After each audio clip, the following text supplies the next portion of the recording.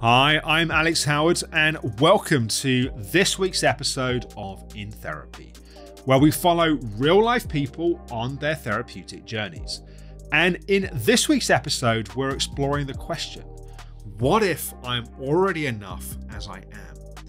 And how our tendency is so often to think if I could just be this way or my life could just be this way, then I would be happy.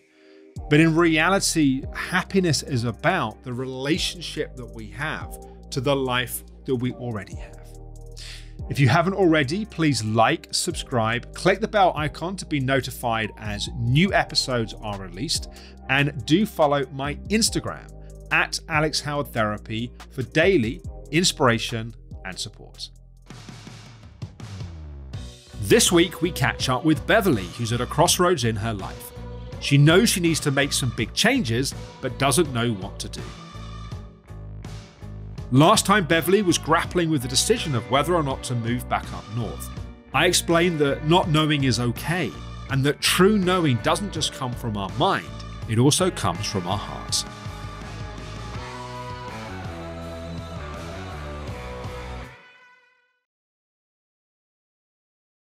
So, Bev, it's lovely to see you. Thank you. Lovely to be here, as always. Last time we spoke, we were particularly talking about what you do with the house. Do you find a way to stay? Do you sell? Do you move to a different location? And we were exploring relating to it from a place which is less in your head and more trusting and more in your hearts, in a sense, around it. And then you went home, and as we spoke on the phone, quite a lot of then emotion started coming up. So just walk us through that a little bit more in detail. Well, first of all, I got into, it was helpful actually getting into the not beating myself up for not knowing. And I actually found a couple of times when a few people that I hadn't seen for a while had asked about it, and me actually saying, I don't know, felt okay to say I don't know. So there was that bit of acceptance, first of all. And then I tried to get into the not knowing. Yes. And that was really quite difficult. I came up with a lot of anxiety. There was a huge amount of anxiety. And it almost felt like barbed wire around my throat when I kind of went into it.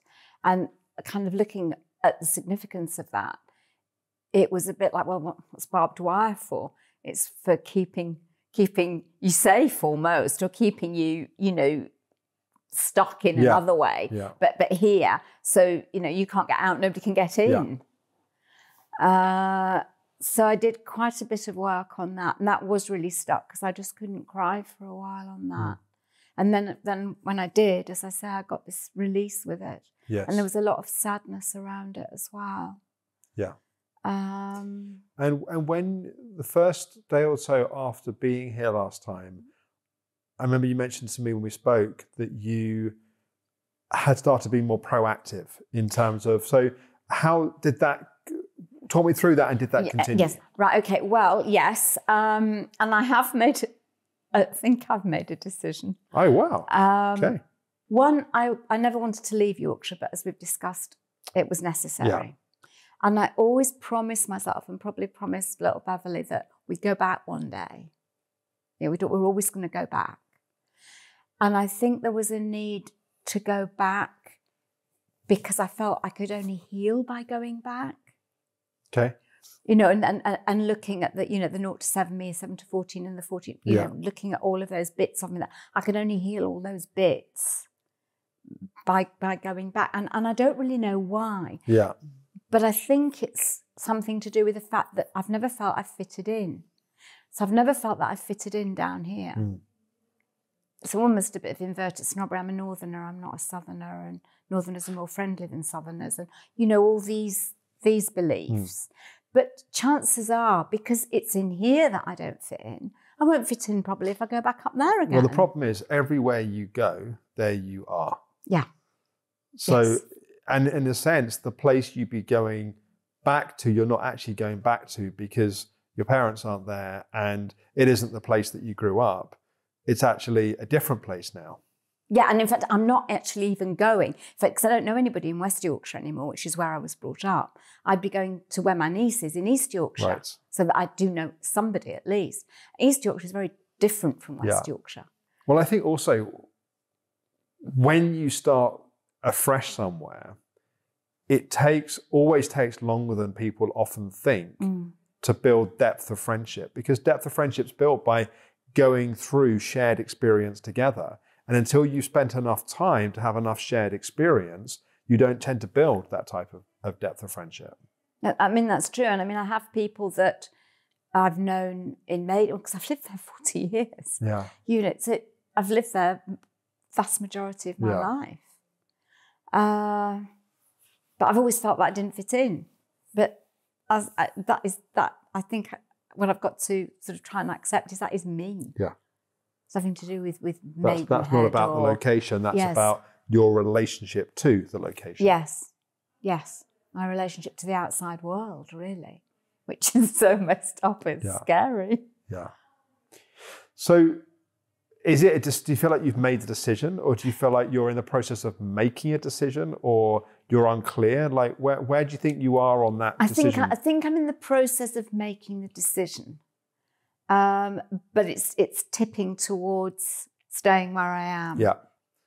When you imagine that as a decision, that you stay where you are, you sort of take away the need to make a more radical change, and you actually recognize that possibly the work for you to do is what's in the way of you truly feeling like you fit in. How do you feel towards that? It's not 100% comfortable. It's in some ways, that knowledge is empowering, but there's also, what I'm also dealing with is, I think, the grief and the sadness that I'm not going back to Yorkshire. As somebody said to me yesterday, it doesn't mean you'll never go back. You might go back and it might happen in a different way. What's going back? I'm assuming that it's meant go and live there as that being your home. But are there other ways you could go back in terms of holidays, in terms of ceremonially, in terms of like? I was thinking about that actually on the train just coming over today, that if it does all go ahead and I decide I'm definitely staying in the south, then as a gift to myself, maybe each year think I will go back to Huddersfield once a year. Yeah. Or I'll, and maybe you go for a sustained like 3 weeks or something. Yeah. And also the other thing to think about is if I went up north, I'm sure I would lose touch with not all of my friends down here, but most of them. Yeah. It's just too far for people to trek. Yeah. And I completely, appreciate that. But I won't ever lose touch, well, I hope not, with my niece. Yeah, that's true. So that's true. That's another way of looking at it. What do you feel is in the way of you feeling like you fit in where you live? I'm not posh enough, don't earn enough money, my house isn't posh enough. It sounds like what's ultimately in the way of you fitting in is your inner critic's constant kind of biting at you and nibbling at you, constantly saying you're not up to scratch. You don't meet the mark that you need to be able to be part of the community. My head, logically, my head knows this. Yeah. It's such I think it's, and it can be challenged, and I'm trying to challenge it, but it is such a deep-seated. Yeah. No, I get that. And I didn't realise, because if anybody before I've kind of done what I've done in the last few weeks had said to me, this is what you believe. In fact, I think you might have said about other things, this is what you believe. And I thought, just kind of not really had that awareness of just how entrenched it was and that it was a belief. There's parts of me thinking this is just the way it is. Yeah. Can't do anything about it. But being able to see it as a belief, I think, is really important, because the person that your inner critic is telling you that you need to be to fit in, it's not someone you'd want to be.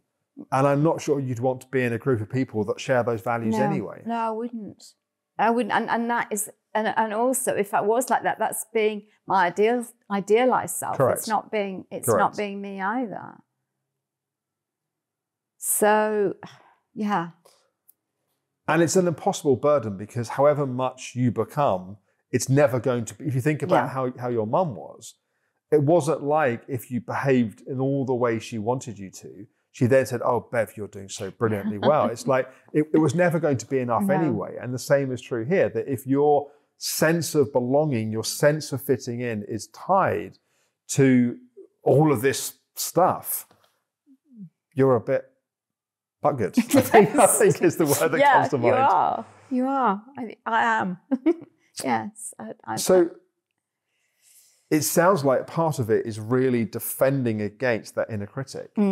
Yes, actually, that's true. And I think because it's so insidious and so there, I often don't even realise, although I'm a lot better now than I was, I don't always realise when it is there. There's an element of acceptance of it.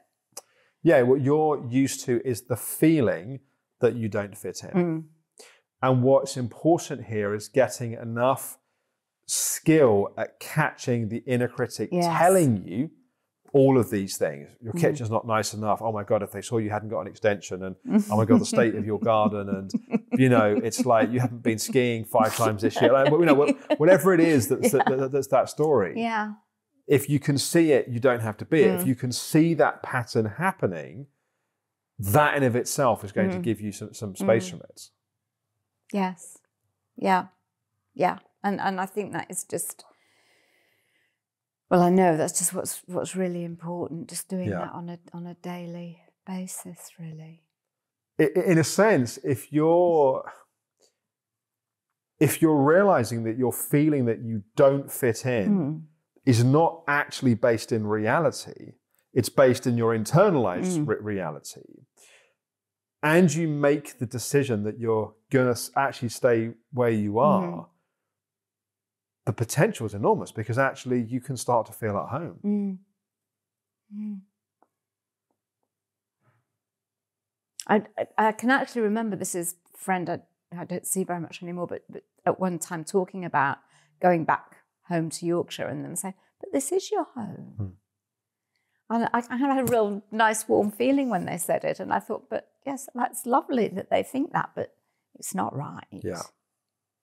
So it is very much what's going on in my head. You've already done some work with your inner critic.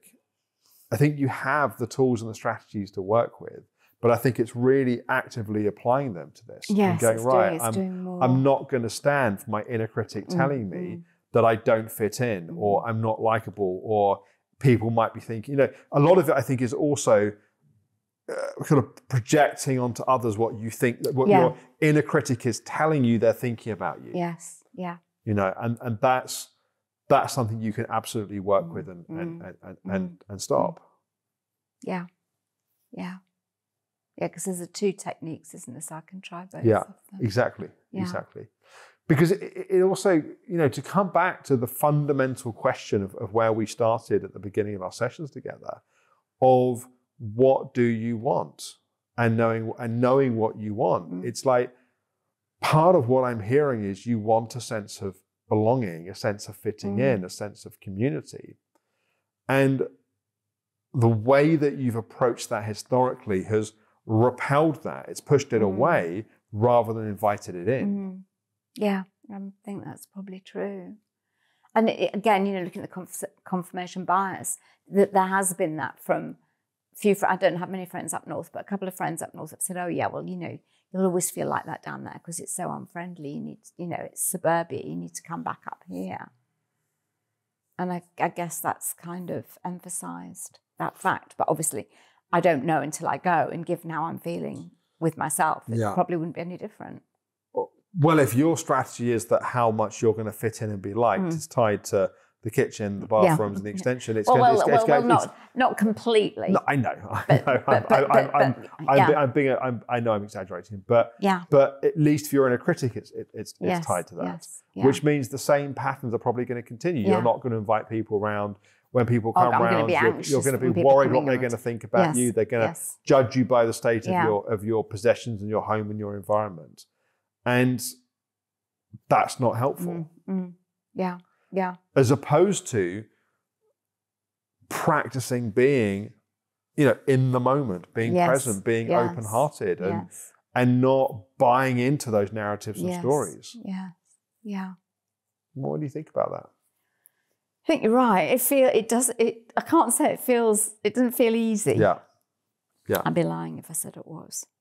I think the reason of me thinking I'll be all right if I go up north is it's putting off all this stuff. And I'm beginning to realise now. But I think that was, why I'll heal up there, I'll fix up there, I'll feel better on there. Because then I'm not tackling, it's putting everything there, isn't it? I'm not tackling the problems that are actually here, in the here and now. It's a sort of belief of when I get there, then it's going to be okay. Yeah. But in a sense that that's not how it ultimately works. Yeah, I do, because and I funnily enough, I bought a card years ago when I travelled around America many, many years ago, and I bought a card that says wherever you go, there you are. Right. So I've really known that on one level for a long time. Yeah. In terms of the broader question around what you want in this chapter of your life, what you're passionate about, what you want more of, where are you at with that? Still don't know. And that was another thing that I felt, and I know again this isn't right, but this is what I was feeling, thinking, whatever, that a change of place would be it. Would fix it, so a new adventure, if you like, going somewhere new, seeing new places, living somewhere new, all of that would be good. And that's another little bit of sadness now that it isn't going to be the case. It's sort of, and I know this needn't necessarily be the case, but it feels a bit like same old, same old. Yeah. But what I'm hearing is there are things that you want. You want community. Yeah. Friendships, kind of closeness with people. And you partly get that through your pre-existing friends by going on holidays with people. But it also is about how you relate to your immediate environment in terms of people around you. It's clear that you enjoy walking and being in nature and being active. So that's something that you want. What else do you think? I mean, would it be lovely to have, that special someone in my life? I don't know, is a short answer to that. And again, that's another belief, was that unless you're young, pretty and slim, forget it. Nobody's going to love you. Really? Oh, yeah. Wow. So no one. What? How do you define young? Just out of interest. Oh well, I don't know what that would be. 40-ish, I suppose, and under. That was harsh, Bev. I'm sorry. I don't disagree, by the way. But of course, it was just a number. I turned 42 this year, so I fell foul, but that's okay. I should have said 50. 45 would have been fine. But it's like either way, I'm a hell of a long way past that. So anyway, but if your sense of your capacity to be in relationship is tied to how you look, how old you are, and certain things, then of course you've got no chance. No. But of course the reality is lots of people that are old, i.e. older than 40, or even people that are older than 50 or 60 or 70, meet people and have fulfilling and nurturing and happy relationships. The average person in this country that goes into a relationship has not got the perfect figure and the perfect body. The average person in this country or in the world that goes into a relationship, I'm going to rephrase that. The average person that goes into a healthy relationship is not basing that relationship upon the surface anyway. Because relationships based on the surface don't generally last and work. So it's another interesting area where we're uncovering beliefs which you can almost immediately see are actually not that accurate. Yeah. I mean, again, I know that. Or part of me knows it's ridiculous. But again, but there's so many other things for me as well, because my parents used to argue every single day. And it might be something stupid like the bathroom window needed to be on the second couch, not the third couch. My mum would always put it on the second, Yeah. and my dad would put it on the third. You know, I mean, ridiculous things looking back, but that's how they kind of got on, by arguing. Yeah. But I can remember one particularly sort of quite nasty argument, and I can remember, again, I'd only been about 5 or 6, thinking, you know, if this is what, you know, being in a relationship, I want to have the word relationship, but you know, if this is what it's like being two people, being, I don't know, a mummy and a daddy or a Mr. and a Mrs., it's like, it's never going to happen to me. Yeah. I'm not doing this. I'd much rather make sure I can look after myself. I'll be on my own. And that's become, again, another self-fulfilling prophecy. Yeah. You know, so there's, and because I grew up with the world is not safe. Yeah. People are not trustworthy. Yeah. People will let you down. Yeah. Again, I've coped very well. In a sense, well, not very well, but I've coped being independent. Those beliefs have been highly effective at giving you the excuse to be independent. Yes. That's one way of looking at it. And there's nothing wrong with wanting to be on your own. My point here is not there's anything wrong with that. My point here is that you're telling me that's not actually what you want. Well, but I'm not sure. I'm not sure because it's mixed, because sometimes I'm actually very happy. I like my own company, sure. But I probably just do get too much of it. Yeah. Yeah, and sometimes, you know, there is times of feeling, sometimes it's aloneness, which is good, and sometimes it's loneliness. Yeah, I understand the difference, There is a difference. Yeah, there is. But then I do a number of things with friends, and I would hate for that to go by the wayside. But I don't think it's healthy that should go by the wayside. No, well, no. You know, you can be in an intimate, loving, nurturing relationship and still spend quality time with your friends. In fact, I think it's really unhealthy when someone ditches their friends. Well, I just would hope that I just wouldn't do that. Yeah. But I know when I was married, I remember a friend saying to me, "You don't really want a husband, you just want a hologram." Just someone in the corner you can pretend you're married to. And that was a difficult relationship. It's can't really compare because we were both so wounded and both times. We were. Who do you know that's got? I don't have to mention name, but is there someone or people that come to mind that you know that have a relationship you would aspire towards having? Yeah, there's a few, not many. Less than you might think. Yeah. They're in the manner, and in fact, some you think aren't after all. So there's not many. So I know it's not an easy. It's not an easy thing, but the process towards meeting that person also can be a fun process. Oh, I'm not doing the internet. Forget that. I wasn't suggesting. There's lots of ways to meet people. No way. I mean, my point is not what wasn't going to be that. My point is that if you're looking to be in a relationship because you're coming from a place of need and deficit and I need to be with someone, that dating process is unpleasant because everything gets too much expectation placed upon it. And I don't know that I am really. It would be nice, but it's not. If where you're coming from is I'm happy by myself and I think I could really enjoy having an intimate, loving relationship with someone, but I'm not in a rush and under pressure, then meeting someone that you like and going for some dinners and sort of getting to know them doesn't have to be fraught with lots of pressure and anxiety because you're okay, and if it doesn't work out, you're still okay. Yeah. I mean, I think sort of looking at what I would like to,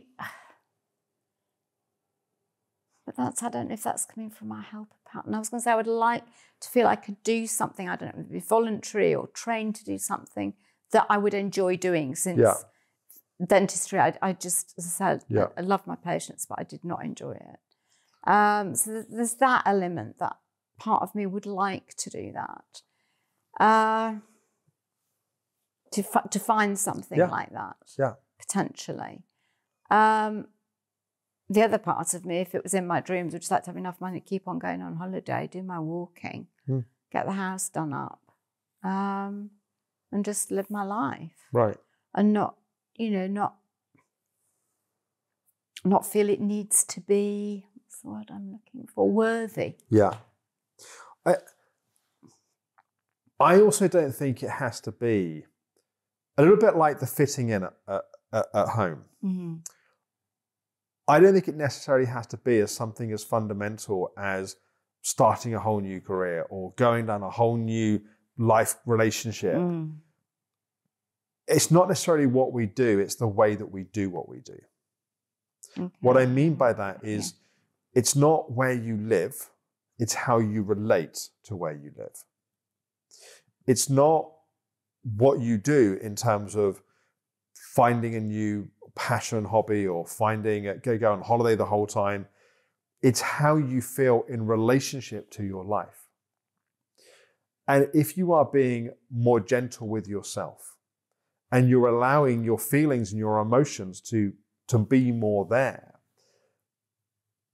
then somehow you're going to feel the joy that you want to feel, and you're going to be able to follow the instinct of what brings you more joy and what brings you more interest. Mm-hmm.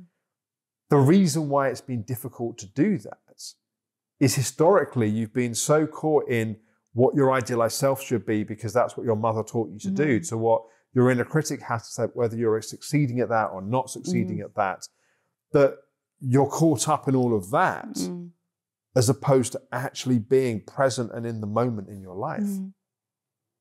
Yeah. Because maybe you're already living the life you want to.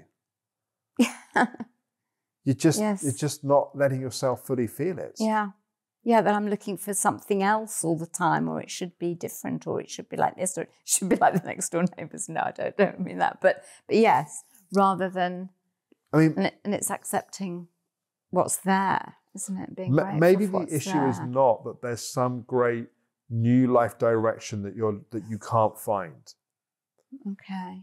Maybe the issue is that there's a part of you that's constantly telling you things are not okay as they are. Yeah. Yeah. Because it feels like to me there are things in your life that bring you joy. You know, there's walking, there's seeing friends, there's your interest in your inner life, which, you know, there's things that I feel like are genuinely things that bring you joy in your life. Yeah, and I love my music. I love watching the tellies, you know, I like films. I like, But the story has always been what your mother told you, what your mother taught you was there's something wrong with you. Yeah. Yes. And then that narrative has continued to, I don't know what I want. Yeah. Therefore, I can't be happy. Yeah. Therefore, I'm not happy. Therefore, I need to move up north and start my life again to have this fantasy, new idealized self that I can become. Yes. And it would be because I'd be meeting new people all the time. So it'd be incredibly And they'd all be wonderful, perfect people. Yeah. With perfect kitchens, perfect bathrooms. Sorry, I'm being a little facetious. But does it make sense what I'm saying? Yeah, absolutely. You know, that what you came here for of I need to find what I want may not be the actual issue. The issue is the relationship to what you already have. I need to write that down. How does it feel just to sit with that? It feels actually quite good, really. That feels a bit like part of me can go, phew. Yeah. So often in life we're trying to get somewhere, but that which we seek is already here. Because your life the way you live doesn't strike me as someone that doesn't have passions and things that you're interested in, things that you enjoy. No, there certainly are. Yeah, but it's like a brother or sister of the belief I don't fit in. Is another version of that is something's missing. I don't know what I want. Yeah. Yes. Yes, and I'm not enough. Therefore, nothing else can be enough. Exactly.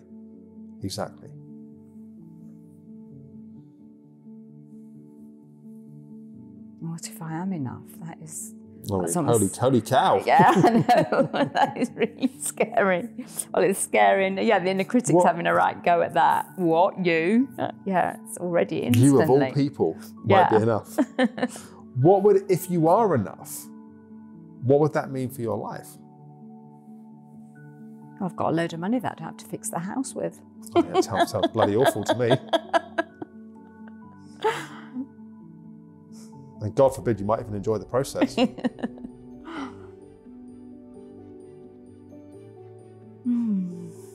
Oh, a lot to metabolize from all this lot. What questions have you got? I can't think what's my homework apart from the inner critic. Well, I think your homework is to sit with what we've been talking about. I mean, it's the inner critic, definitely. Yeah. But it's really to sit with this idea about what it means to fit in. Yeah. And what it means to know what you love when actually I think you do. It's just you keep telling yourself that you don't. Yeah, but because what I do love isn't enough somehow. Yeah. Needs to be more. But I think that's your mum's voice telling you you're not enough. It's just like, you're not enough. You don't fit in because you haven't got a good enough kitchen, bathroom, blah, blah, blah. And you're not enough because you haven't got some hobby which you're completely obsessed by, or some charity that you're saving the world with, that it's like what you're doing is just not enough. Yeah. Yeah, that's actually really true. And that's the place for you to find freedom. Yeah. Because going back to beliefs, these beliefs are not true. You are enough. Yeah, thank you. And you do fit in.